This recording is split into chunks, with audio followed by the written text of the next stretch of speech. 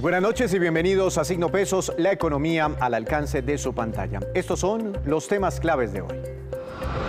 Reforma tributaria en vilo. Cada día aumentan las críticas a la reforma tributaria y a la forma como el gobierno la está socializando. Hoy hubo duras críticas del expresidente César Gaviria. Hablaremos con el senador Iván Marulanda sobre el ambiente que le espera a este proyecto. Rechazo a la regasificadora del Pacífico. Uno de los gremios de la ingeniería en Colombia asegura que este proyecto es ineficiente, costoso y riesgoso para el país.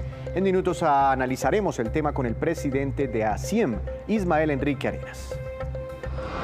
Estudio clave para los cafeteros. Una investigación de la Universidad de Illinois en Estados Unidos trae buenas noticias sobre cómo aumentar el potencial productor de Colombia. Juan Fernández nos trae los detalles en su movida empresarial.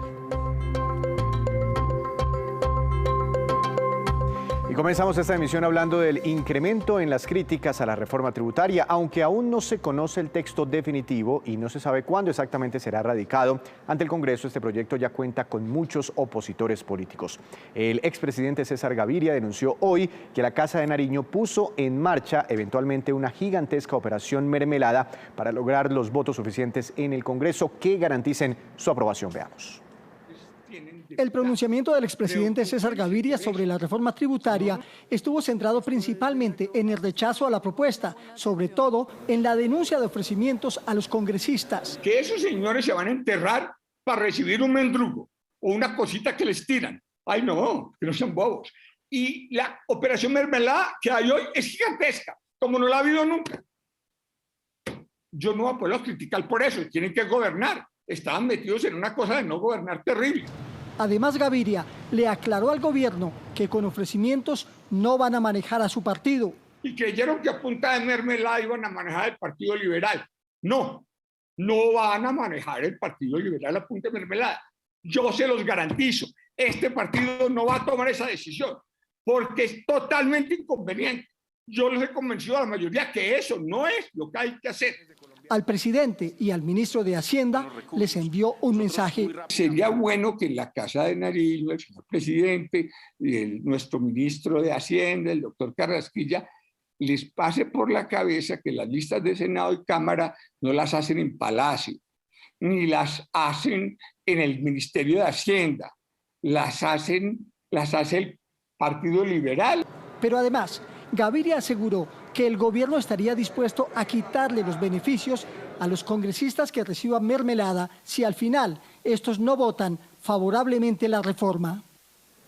Y pese a que el gobierno ha hablado bastante de esta reforma fiscal y ha suscitado muchas y fuertes críticas, el proyecto aún no ha sido radicado ante el Congreso. Para analizar este tema, le doy la bienvenida al senador Iván Marulanda de la Alianza Verde y miembro de la Comisión Tercera Económica del Senado, que se encarga de tramitar inicialmente esta reforma tributaria. Doctor Marulanda, bienvenido a Signo Pesos. Muchas gracias por estar aquí. Buenas noches, ¿cómo ha estado? Buenas noches, un gusto estar con ustedes, con su audiencia, y comentar este tema tan importante y de tanta actualidad para el país. Doctor Marulanda, Mire, ¿usted le haya ¿sí? razón a lo que dice el expresidente Gaviria sobre una eventual operación mermelada para que apenas llegue el proyecto al Congreso de la República pueda pasar fácilmente? Él se refiere a una información que yo no tengo, pero que si él la expresa es porque él sí la tiene y es muy grave. Y es que están comprando las conciencias de las mayorías del Congreso para pasar un proyecto de ley de reforma tributaria contrario a los intereses de la nación. Esa es una acusación muy grave que, por supuesto, tiene que generar todo el reproche y toda la animadversión de los demócratas y del pueblo colombiano. Por otro lado, yo quiero aproximarme al tema de una manera diferente al como lo ha hecho el expresidente Gaviria, que si bien aporta esa información sobre corrupción que es muy importante para detener semejante atropello, pues no es suficiente a mi juicio. Hay que mirar las cosas también desde otro ángulo. El país necesita unos recursos, el Estado necesita unos recursos porque la pandemia nos colocó en una condición de indefensión, en una condición de pobreza, de contagio, de muerte, en una situación crítica a los colombianos. Y el Estado es el único que puede atender esas necesidades, una renta básica para que los hogares pobres y vulnerables tengan con qué comer. Eso solamente lo puede entregar el Estado, pero no tiene con qué. Se necesita una reforma tributaria, pero no la que están anunciando. Se necesita una reforma tributaria que no toque los bolsillos de la clase media ni de las clases populares, sino una reforma tributaria que le cobre a los sectores de mayor riqueza y mayores ingresos contribuciones que ellos no están hoy entregándole al Estado, porque están siendo protegidos por exenciones, por beneficios tributarios, por tratamientos privilegiados, y que necesitamos que entreguen a la sociedad colombiana, que es una sociedad fundada en la solidaridad, para que el Estado tenga con qué pagar estos gastos extraordinarios a los que nos tiene sometidos pues esta situación de la pandemia. O sea, se necesita una reforma tributaria, pero no la que dice el gobierno de impuesto a las ventas ni de aumentar la base tributaria del impuesto de renta, no. Una que cobre allá arriba a los mayores patrimonios, a los mayores ingresos, impuestos que no están pagando y que están en condiciones de pagar, y que de acuerdo con la Constitución deben pagarlos, porque esta nación la tenemos que sostener entre todos, pero sobre todo sostenerla de acuerdo con los ingresos. Los que más tienen deben pagar más. Doctor Marulanda, ¿a ustedes les han socializado esta reforma tributaria como ha ocurrido ya con otras bancadas que sí conocen pues apartes del proyecto? En absoluto. No tenemos ninguna información del gobierno sobre la reforma tributaria que pretende entregar.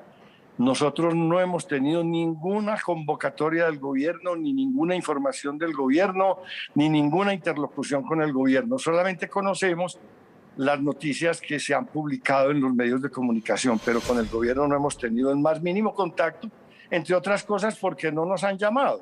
Nosotros estaríamos dispuestos a escucharles, a discutir con ellos. De hecho, es lo que nos corresponde hacer en el Congreso, pero el gobierno no tiene voluntad sino de dialogar con sus mayorías, y con sus mayorías dialogar en los términos en que ellos conversan de acuerdo con lo que ha dicho el expresidente Gaviria, y es ofreciéndoles mermelada para que les apoyen leyes que son impopulares y que van en contra del interés nacional.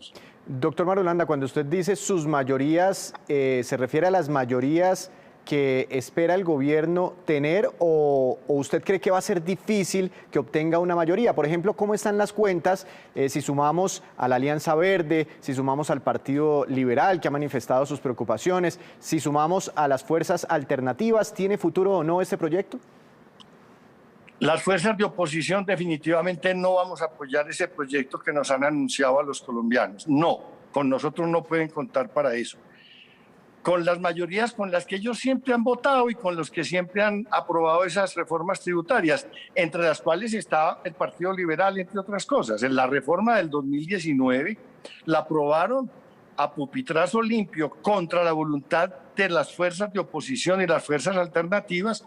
La aprobaron como la misma mermelada de siempre, con las fuerzas mayoritarias, incluyendo al Partido Liberal. O sea, esperemos a ver qué sorpresa nos va a deparar la votación, porque ahí es donde se sabe exactamente el valor de las palabras. Por parte de la oposición y de los partidos como el Partido Verde y todos los demás partidos alternativos, le puedo garantizar que no vamos a aprobar esa reforma tributaria de la que está hablando el gobierno. Sí aprobaríamos una reforma tributaria que cobre impuestos a los mayores patrimonios y a los mayores ingresos y a las mayores herencias, y que acabe los beneficios tributarios de los sectores privilegiados de este país, porque ellos son los que tienen que sostener al Estado colombiano y a la sociedad colombiana en esta crisis terrible de hambre y de desempleo y de contagio y de muerte en la que estamos viviendo. Se necesita que el Estado tenga con qué, y son los más poderosos, los más ricos, los de mayores ingresos, los que tienen que pagar en este momento de la historia con qué sostener a esta sociedad, no los sectores pobres ni las clases medias. Doctor Marulanda, pero esas dos primeras reformas tributarias del gobierno Duque pasaron, sí, en el Congreso de la República, pero tampoco con unas grandes mayorías. ¿Cree usted que sin el apoyo ahora del Partido Liberal prácticamente se hunde este proyecto? Es cierto. si el Partido Liberal se mantiene en la palabra que acaba de expresar el expresidente César Gaviria, es muy difícil que tengan las mayorías para aprobar el proyecto de ley del que vienen hablando.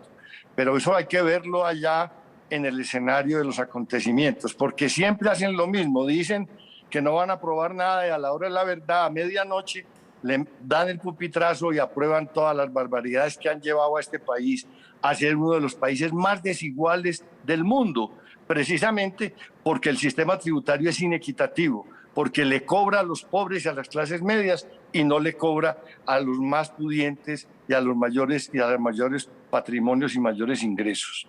Doctor Marulanda, una última pregunta un poco sobre la mecánica de cómo funciona el Congreso. Quedan 2 meses larguitos para que culmine esta legislatura. ¿Cree usted que este proyecto alcanza a debatirse, alcanza a hundirse o a aprobarse en estos 2 meses larguitos que quedan, o se podría posponer algo para después del mes de julio?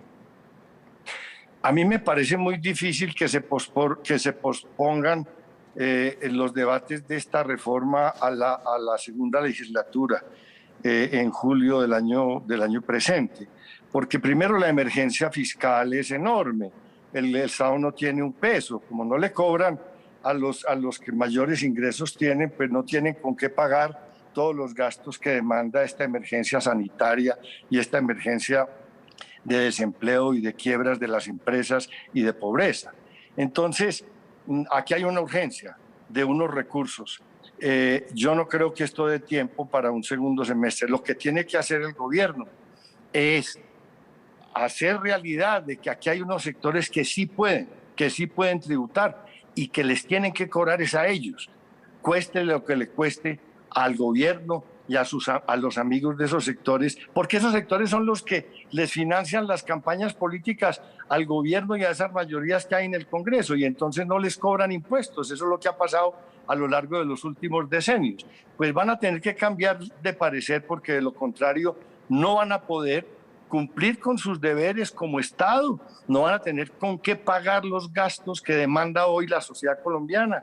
Y vamos a pasar entonces en un drama terrible de hambruna, de quiebras, de muertes y de contagios en este país. Eso no podría ocurrir. Tienen que poner los pies en la tierra y hacer una reforma tributaria realista que le cobre. Nosotros presentamos un proyecto en julio, 24 congresistas, que solamente toca al 1% de los contribuyentes. Óigame bien, al 1% de los contribuyentes.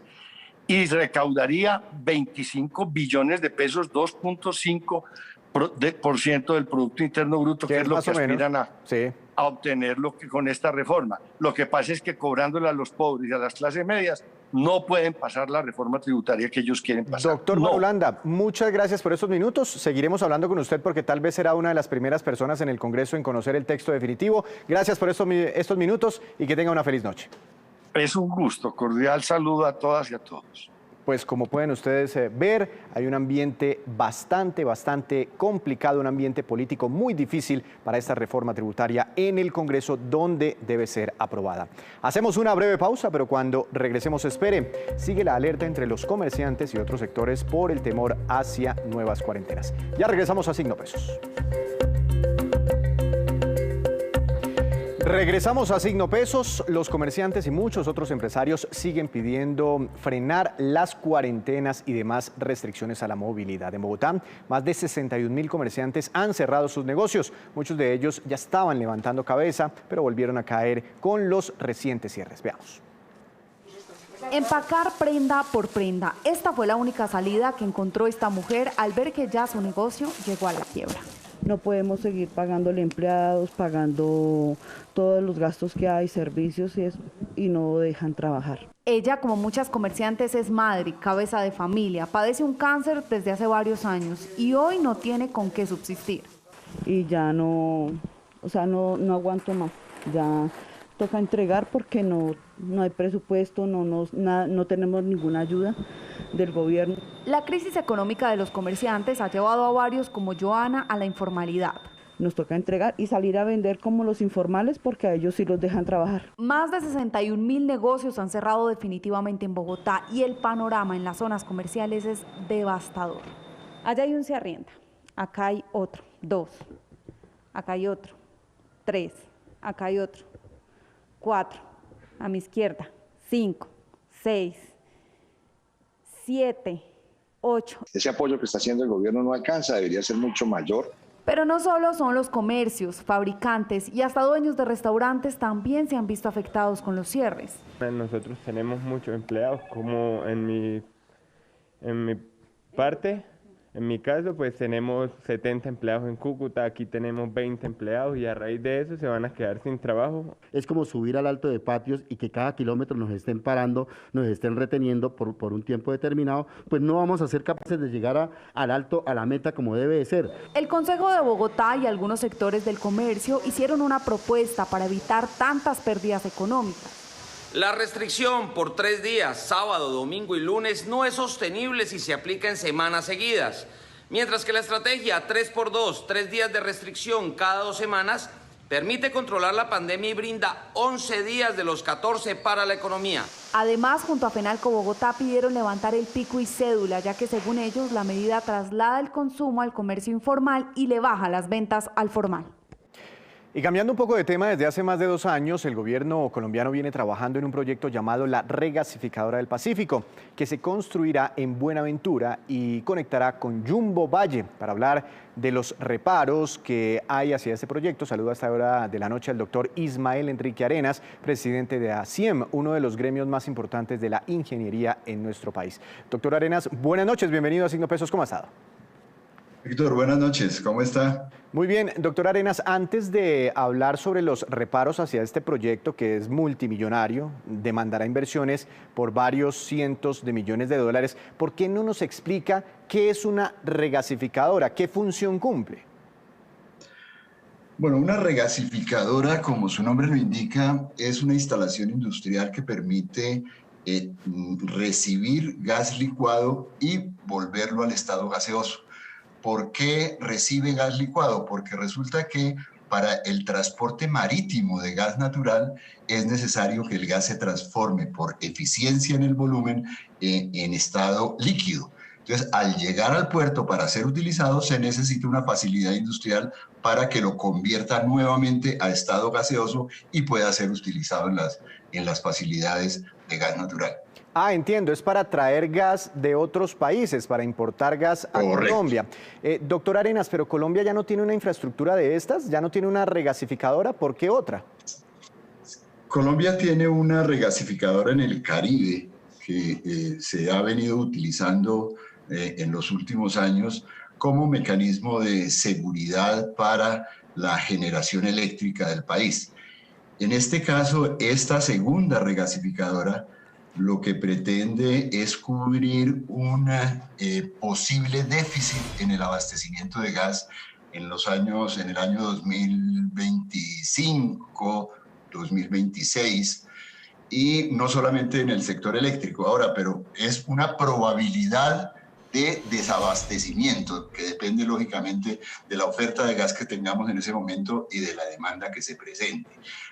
Entonces, la idea es tener una nueva facilidad de importación de gas y en este caso por el Pacífico. ¿Cuánto puede costar un proyecto de estos?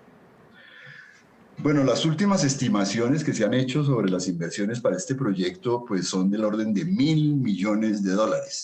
Ahora, este proyecto es un proyecto supremamente costoso, es uno de los problemas que tiene, porque no es solamente la regasificadora, sino que tiene asociado la construcción de un nuevo gasoducto entre Buenaventura y Jumbo y unas facilidades para hacer que el gasoducto Jumbo-Mariquita pueda operar en las dos direcciones.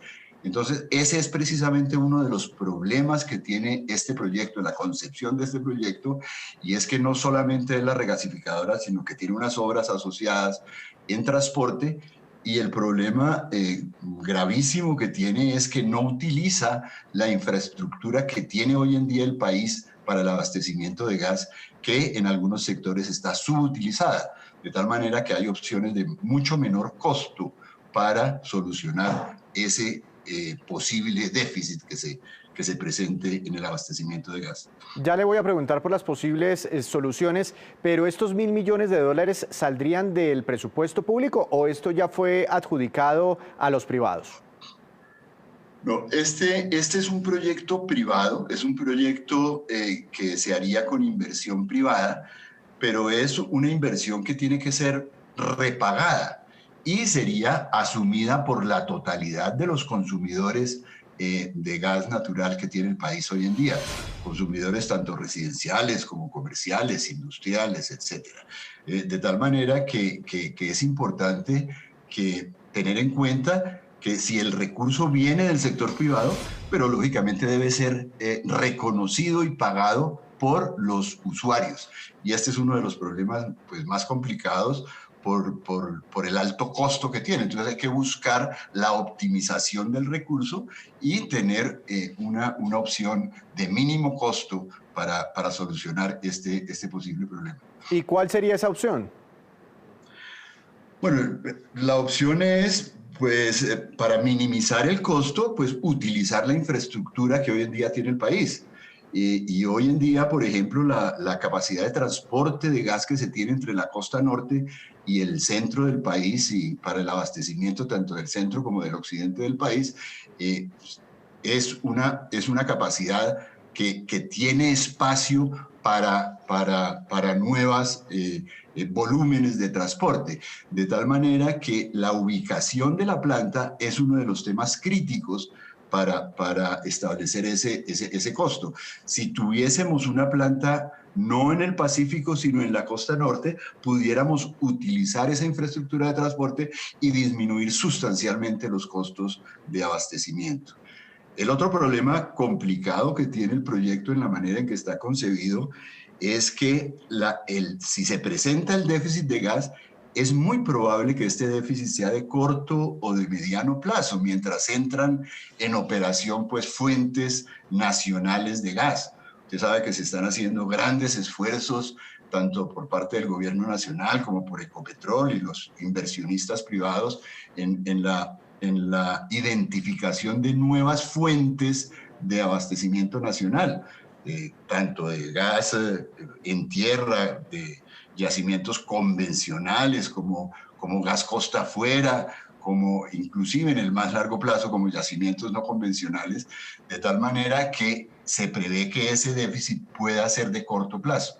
Entonces la solución no puede ser una solución de largo plazo porque pues, el costo sería supremamente elevado. Entonces, si le entiendo, ya para culminar, doctor Arenas, si se construye esta regasificadora, según lo que ustedes creen, ¿se podría incrementar la tarifa que pagamos de gas los colombianos y al final quedar una infraestructura así muy elegante, muy bonita, pero que tal vez no la utilicemos los colombianos? Exactamente, ese es precisamente el problema. Y el sobrecosto podría ser un sobrecosto importante y de largo plazo, ¿sí? De tal manera que es muy importante tener en cuenta que la solución para un problema de corto o mediano plazo debe ser igualmente una solución de corto o mediano plazo y no una solución de largo plazo. Doctor Arenas, muchas gracias por esta explicación y por estos minutos para Signo Pesos. Que tenga una feliz noche. No, con mucho gusto, un placer. Hablando entonces de ese proyecto que se sigue estructurando la regasificadora del Pacífico. Hacemos otra breve pausa, pero ya les contaremos cuántos afiliados a la televisión por suscripción hay en Colombia y cómo están repartidos entre los distintos operadores. Ya regresamos.